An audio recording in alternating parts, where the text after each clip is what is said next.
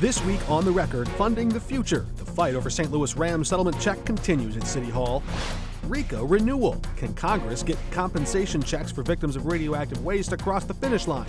Election season is back. The race for mayor of St. Louis is on. The candidate whose name you might not know just yet. It's all coming up right now.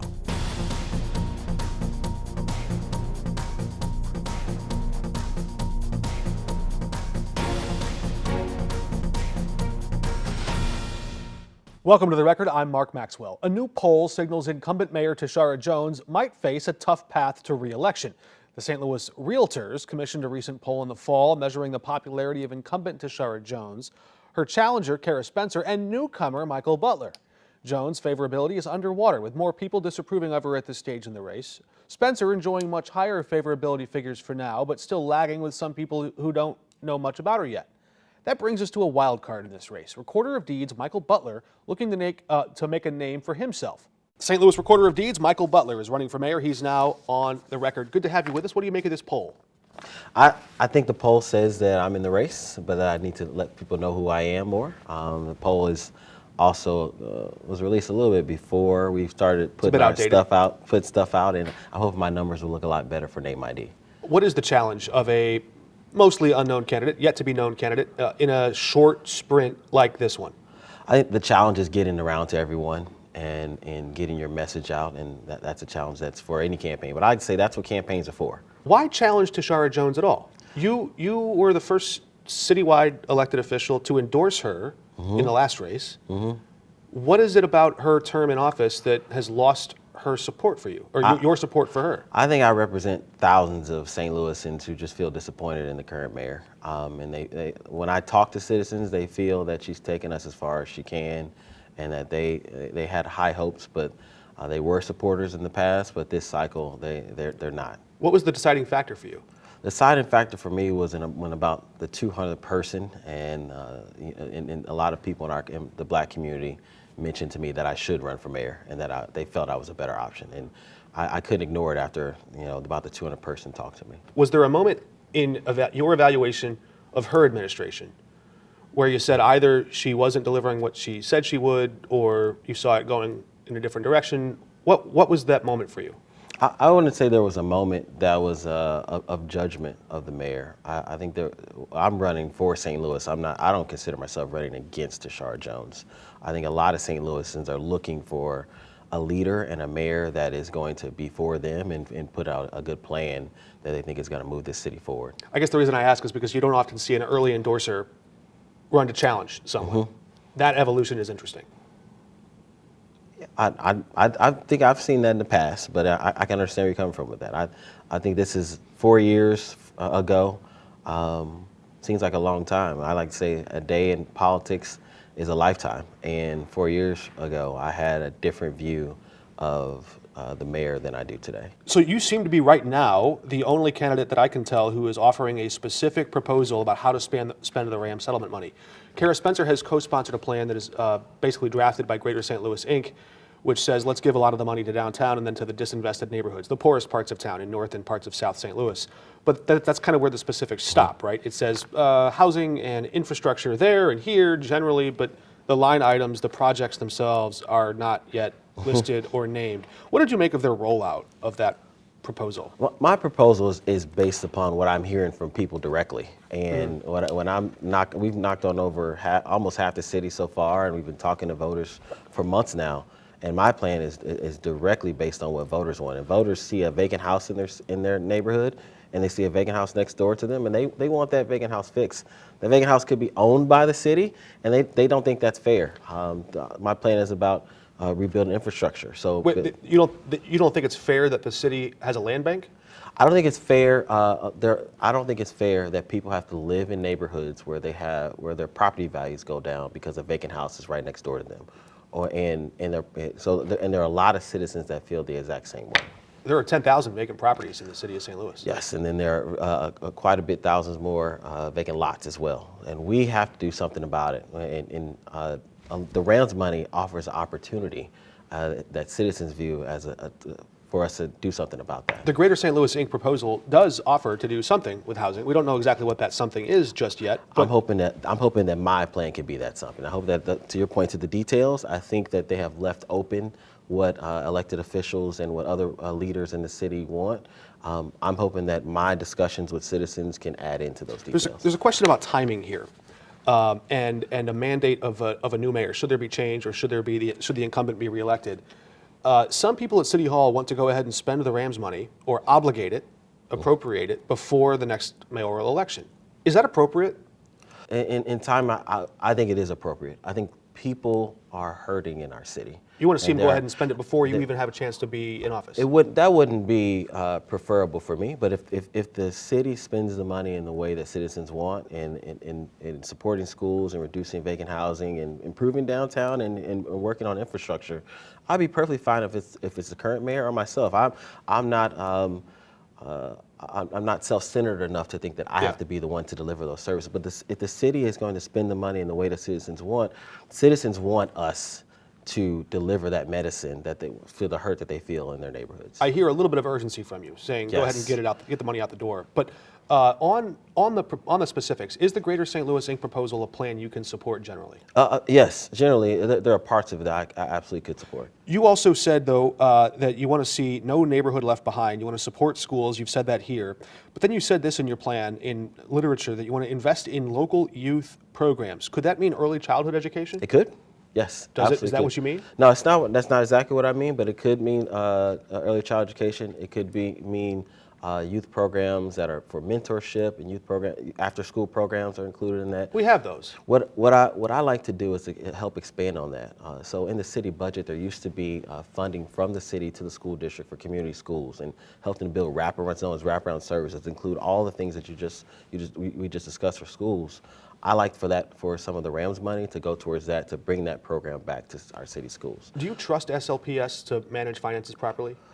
I do. I do trust SLPS to get better because they have to. It's for the sake of our students. That's a different question. I got you. To get better, but you're acknowledging there have been some hurdles. Oh, absolutely. I think the entire city has seen some hurdles from SLPS for decades. But our public school system has to get better, and it can get better with some direction and with funding that is earmarked for wraparound services. The office of the mayor of St. Louis, not the person, but the office has been described as a weak mayor in the structure of city government in St. Louis for a number of reasons. How would you make the office itself more powerful? Should the mayor have more say or more sway over public schools? No. I don't think. I think our weak mayoral system was set up to give the people more power and more say. Our system is set up in a flat organization in order for the people to choose their leaders and to have more direct impact on their leaders. What I think a lot of outside entities see that as is they'd rather go to one person, a strong mayor, to do a lot of things, when a mayor like myself would be much more effective by going to several representatives of people in the community and getting an overarching view of how the city should be run and getting new solutions. And that weak mayoral position can become very powerful when you collaborate and then consolidate with other entities. All right, he's Michael Butler running for mayor. If you got a little time, stick around. We want to talk to you about the direction of the Missouri Democratic Party. He used to be the chairman of it when we come back. Thank you. Welcome back. We're here with City Recorder of Deeds, Michael Butler, who was recently the chairman of the Missouri Democratic Party. What does Donald Trump's victory mean for the city of St. Louis? It means that we're probably going to be fighting some federal government intrusion into our local law enforcement rather than partnering on the new age and innovative ideas that have been a part of the Biden administration.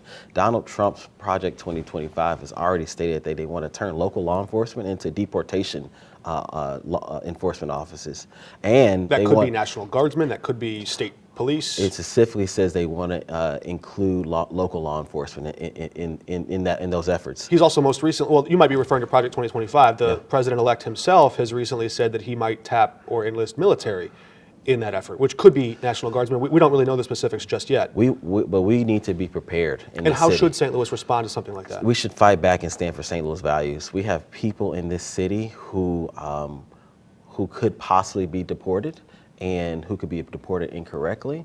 And we need to be sure that we're standing up for the citizens of St. Louis. The other half of that is that Project 25 also enlists local law enforcement to utilize stop and frisk policies and ties federal funding to bringing back those old Rudy Giuliani New York stop and frisk policies. And that's going to deteriorate the relationship between police and the community that's been built up over the past several years in the right direction. I don't want to hurt our relationship that we've built for some time because some federal funding that the new president wants to hang over us. That seems to put an even bigger onus on this state fight for the takeover of the St. Louis Police Department, because the incoming Republican governor-elect, Mike Kehoe, the now lieutenant governor, has said that he supports this plan, and he seems to be, from what I'm hearing, lobbying pretty effectively in Jefferson City to do what Mike Parson could not deliver on, which is to take away the power from the mayor's office. That would affect you if you win. I would implore the governor and other folks in Jefferson City to listen to the folks on the ground,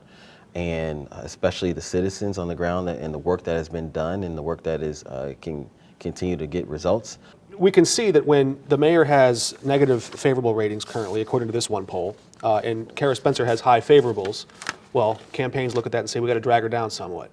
How do you do that to Kara Spencer? What do you think her liabilities are in a race for mayor? My job as a candidate is not to tear anyone down. My job is to give my plan for the city. Would she make a good mayor? I think that I think Kara Spencer is a very professional and smart lady. I think she would. I think I would make a better mayor than she would. I think she would make a decent mayor, but I believe in my. Look at that. You endorsed well. Tashara Jones against Kara Spencer. You've now said Kara Spencer would make a good mayor. You'd make a better one. So you're playing nice. You're the nice guy. I absolutely am. And I'll be honest, I don't dislike Tashara Jones at all. And I don't think many of the voters in the city don't dislike her. They're just disappointed in the results, and they're looking for something new. If either of those candidates come to vet or test your record, you're somewhat of an unknown in this polling. I don't mean that as a slight to you and your resume or record. You've chaired the party, but a lot of voters still have yet to know you, get to know you. You stepped down from the Missouri Democratic Party about a year and a half ago, almost 2 years ago, issuing a statement saying that your company, the Open Concept Bar, many of our viewers may know it, had recently received a large financial investment and it required more of your time. Then this fall, you closed the bar. Yeah. What happened? Things change, man. I know how hard it is to do business in this city, and things changed pretty quickly. We were looking to expand our bar and our idea to New Orleans, and we had an investment to expand that bar into New Orleans, and I wanted to take that seriously and take some time to actually focus on that full time. It didn't happen. I was looking to open a bar on Bourbon Street. It was very competitive. Yeah. Pretty packed spot there. So that didn't happen, and I decided to step back, and after a while, things started to not go well in our St. Louis bar, and it became a point where my extra hobby and part-time job, I had to let it go. I don't know how transparent you'd like to be about the challenges a business might face. Look, restaurants, bars, they're all competitive, but some succeed, others fail. Is it a fair question for candidates running against you or voters who are evaluating your record to say, well, if he had challenges running a bar, why should we trust him with the keys to the city? At the same time running my bar part-time, I was running a government office full-time. So Right. I think it's fair to look at how I ran my government office on how I'm going to run the entire government. And we were very successful in my government office in my full-time job. And me ending my business in the Grove in the city was for me to focus more time in government and what I'm good at. Is there some lesson that you would take with you from that private business experience into City Hall that would affect small businesses? Let me ask the question a different way. What's in it for small business if Michael Butler is mayor? One, I understand small business, how difficult it is to do business in the city, and I'm going to remove barriers that the city government places when it comes to doing your liquor license, when it comes to accessing City Hall. One of the plans that the mayor has right now that would have aimed to do that, this North City Grants Program. Comptroller Darlene Green says start over from scratch. Throw the current plan out, start over. Senator Eric Schmidt's calling for the U.S. Treasury to investigate. What would you do? I think that there does need to be some things different. When I talk to citizens and people who've been involved in that program, there absolutely needed to be a better process. There absolutely need to be more urgency. I tend to lean on what people in the community are looking for, and they want that money to still go out. They still need that medicine from the ARPA funds in the communities that are hurting. They can't wait for the process to start over again, but they need fixes now. Such as? Such as We've got to evaluate the businesses that have already been given money. We've got to have those applications that are pending, and that folks who drop off. We have new businesses that will come onto an award list almost immediately, and we've got to put more boots on the ground in that program to do it fast and not wait on a consultant to do the work for us. All right, our last question to Michael Butler before we let you go, and thank you for your time. But what is it about you specifically, if you had to sum it up, that distinguishes you from the field of candidates? And do you think this is the field? I guess I'm asking you two questions at once, but do you think any other candidates may still jump into this race? And what is it that sets you apart from your rivals? I think this is the field, and I think my experience and success in running a government office sets me apart. My demeanor as a professional that wants to get the job done, that's about the citizens and not about the politics of our city, sets me apart. And my Jefferson City experience, my ability to work in Jefferson City and in DC to get things done for our city, and find ways we can work together and not ways that we're going to fight. Michael Butler, thank you for your time. Thank you. We're back in a moment. City Hall held its final hearing on how to spend the Rams settlement money this week. At a Board of Aldermen hearing Monday, many St. Louisans emphasized the need to help more families get affordable access to childcare, and some aldermen have come forward with a different proposal which would spend the money on physical infrastructure. Board President Megan Green says she wants to fund human infrastructure and put some portion of that money into an endowment fund. In Illinois, Senator Dick Durbin introduced a bill this week that would protect minor league baseball players. It's the Fair Ball Act. It would roll back parts of another act passed in 2018, making players exempt from fair labor standards. And U.S. Senator Josh Hawley rolls out a new proposal he hopes would get the Radiation Exposure Compensation Act across the finish line, RECA. Hawley would cap that bill at spending $5 billion, but it still includes people who have gotten sick in the St. Louis area. The funding expired in June after the House failed to pass a deal. Time is running out for the bill to pass before a new Congress is sworn in. I was recently encouraged by a very public pledge from Neil Richardson, the head of the St. Louis Development Corporation. The independent nonprofit is technically independent from City Hall, but the mayor does appoint him, and the city funnels hundreds of millions of dollars through SLDC. So when questions came up about political insiders winning questionable grant applications, he stepped up to the mic. First, before I get started into the presentation, I would like to make a few key statements to address some of the committee's and the public's concerns about the perceived lack of transparency and integrity surrounding the North St. Louis Small Business and Nonprofit Program. SLDC has been and will remain dedicated to managing this process with integrity and transparency. As a matter of transparency, our goal has been and will continue to be ongoing transparency by transparency reporting. As part of our transparency reporting, again, with the transparency report, through our transparency reporting. Okay, we'll stop the tape there, but he would go on to dedicate himself and SLDC to transparency, saying that word 33 times in that hearing. We counted them up.